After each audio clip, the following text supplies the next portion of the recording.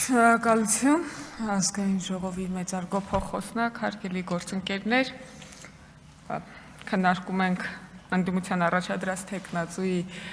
ընտրության հարցը եւ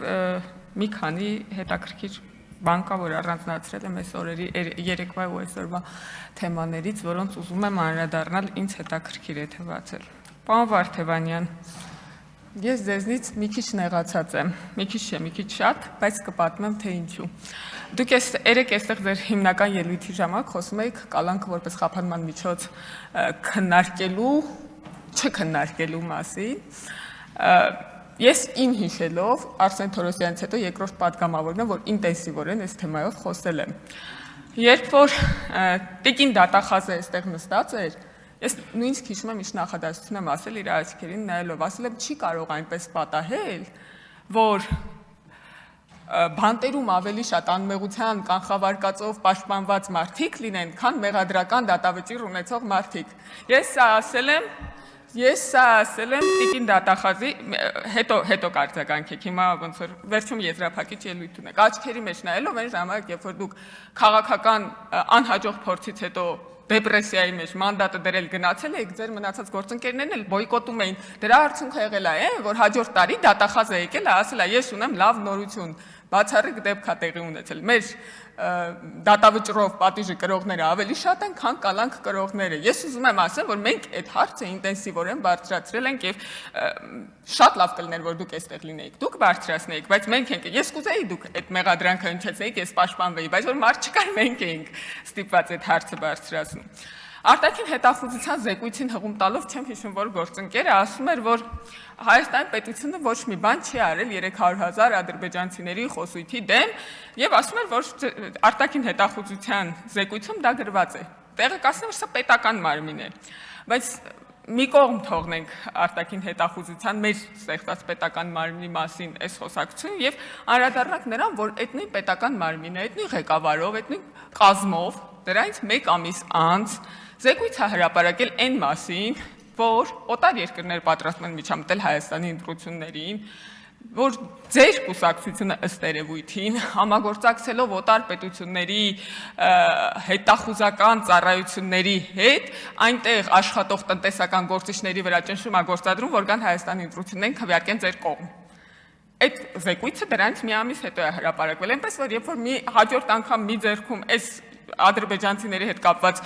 զեկույցը կթափահարեք, մյուս ձեռքում թափահարեք այն զեկույցը, թե ոնց եք օտար հետախուզական ծառայություններին հրավիրել մասնակցելու Հայաստանի ներքաղաքական պրոցեսներին։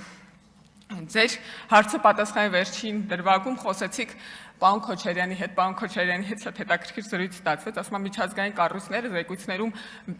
կողմնապահություն են անում, մոտավորապես այս տպավորություն ստեղծվեց, որ մենք ենք ասում միջազգային կառույցներին ինչ գրեն մեր մասին, բայց պարոն Քոչարյան դրանից մի ելույթ առաջ այստեղ կանգնած պարոն Քոչարյան, դուք ասում եք, որ ձեր անունը գրված է պետ դեպի զեկույցում որպես խնդիր։ Պարոն Քոչարյան, պետք է ընդունեք, որ այդ նույն զեկույցում պետդեպը գրել է, որ Հայաստանում քաղբանտարկյալներ չկան, եւ եթե այս դրվագը հիշում եք ձեր անվան հետ կապված, մյուսն էլ պետք է հիշեք, թե չէ тут помню, а тут не помню, էլի, այդպես ոնց է շատ նման են նախորդ դրվագին։ Մի ուրիշ դրվագում պարոն Քոչարյանը ասում է, որ բա ինչ մարտի 1-ը արդարացնելով, ասում է, բա ինչ աներ պետությունը, հրավիրում էին զինվորականներին մասնակցելու շարժմանը, բարձրաստիճան զինվորականներին։ Պարոն Քոչարյան, էլի նույն բանն է ստացվում։ Ես կարող համաձայն չեմ ձեր հետ, բայց ընդունում եմ մի գիտություն, որ ձեր մտածողությունը այդպիսին է, որ ժողովրդական շարժմանը զինվորականներին ընդհանրապես պետք չէր հրավիրել եւ այլն։ Բայց երբ որ Միքայել arczepiskopos Աջապահյանը զինվորականներին ձեր հորը կոչ էր անում գտնել մի լոյալ զինվորական, որը կսպանի Հայաստանի վարչապետին, դուք չէիք դատապարտում նրան։ Դուք ասում եք, սա բանա, քաղբանտարկյալ է։ Եթե էլի тут помню, а тут не помню, եկեք բան անենք, էլի նույն տրամաբանության շարունակականության մեջ լինենք։ Եվ ամենակարևոր բանը, որից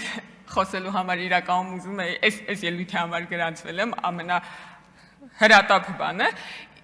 ինձ ինձ շատ հետաքրքիր էր այն խոսակցությունը, որ տեղի ունեցավ Տիկին Վարդանյան ձեր եւ պարոն Ռուբինյանի միջև, եւ շատ հետաքրքիր էր, որ հետո պարոն Սաղաթելյանը շարունակեց այդ խոսակցությունը, որտեղ իմ տպավորությունները հաստատվեց։ Տիկին Վարդանյանը այստեղ ինչ է հարցում։ Հարցում է, որ երկրներն են Հայաստանի համար սպառնալիք։ Պարոն Ռուբինյանը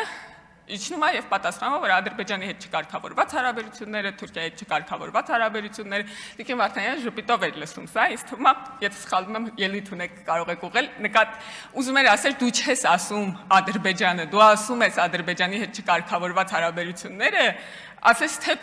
պարոն Ռուբինյանը ուրիշ բան է մտածում, բայց ուրիշ բան է ասում։ Բայց խնդիրը որն է, ինձ թվում է, ինչպես պարոն Եղոյանն է սիրում ասել, հասել ենք հարցի սրտին։ Խնդիրը որն է, որ մենք իսկապես չենք կարծում, որ Ադրբեջանը եւ Թուրքիան կամ Ռուսաստանը, ինչպես դուք եք հարցնում տեղից,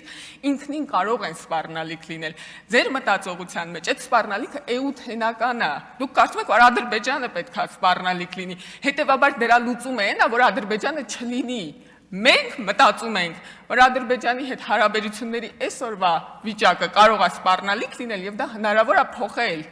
Եվ դրա համար եք դուք հարցնում, իսկ Ռուսաստանը, որովհետև դուք ուզում եք, որ դրա արձագանքը լինի իհարկե Ռուսաստանի հետ հարաբերությունների որոշ դրվագներ, մեզ համար սպառնալիք են, ժողովուրդ ջան, նայեք, թե ոնց ինքը բենզինի հետ ինչ բենզին շուկայում ինչ կատարվեց, եթե մենք ունենայինք այն կախվածությունը ինչ-որ տարիներ առաջ, մենք այսօր չէինք կարողանալու, ես մեր հարաբերությունների դինամիկայի մասին չեմ ասում, մեզնից անկախ գործոնների մասին եմ ասում, մենք այսօր չէինք կարողանալու պահել մեր շուկան եւ լինում է այդպես է լինում, որ նաեւ ինչ որ այդ կախվածությունը, եթե Ուրուգվայից կախված լինեին կամ Ճապոնիայից, հա այդ կախվածությունը կարող էր ինչ որ դրվագում սպառնալիք առաջացնել մեզնից անկախ գործոնների պատճառով, ոչ միայն մեզնից կախված։ Հիմա իրական չգիտեմ, մեր ապրանքները որ հասնեն սահմանին, լինելու է վառելիք, որ դրանք ցրեն շուկաներով, եթե նույնիսկ բացվի։ Հարցը այն չէ, որ մենք լարում կամ սրում ենք հարաբերությունները, հարցը այն է, որ այդքան մեծ կախվածությունը ինքնին խնդիր է եւ պետք է լուծել։ Դա մեր ասածը դիվերսիֆիկացիայի քաղաքականության մեջ։ Եվ վերջում պարոն Վարդանյան, ես չէի ենթադրում, որ ինձ ժամանակ կմնա նաև այս հարցին անդրադառնալ, բայց Տիկին Հակոբյան դրան մի փոքր անդրադարձավ։ Ճիշտն ասած, ես ձեր մի նախադասությունից ցնցվել եմ, վեր եմ թռել տեղից, երբ որ լսել եմ։ Երբ որ դուք ասեցիք, ով է ավելի շատ տվել Ղարաբաղին, քան Սամվել Կարապետյանը։ Ես իսկապես կարող է դուք այդ պահին վատ եք ձևակերպել, բայց ես իսկապես հույս ունեմ, որ այն մարդիկ, ովքեր իրենց ընտանիքների անդամներին են տվել, իրանց արյունն են տվել, իրենց ձեռքերն ու ոտքերն են տվել, դա չեն լսել։ Հարգելի գործընկերներ, ելույթով կպատասխանեք։ Պարոն Վարդանյան, դա օքեյ, ելույթով կպատասխանեք, էլի, ես եթե տեղը չի լսվում, ձեր ասածը չի լսվում, իմ ասածն է լսվում եթերում ինչպես գիտեք, եւ ճիշտն ասած,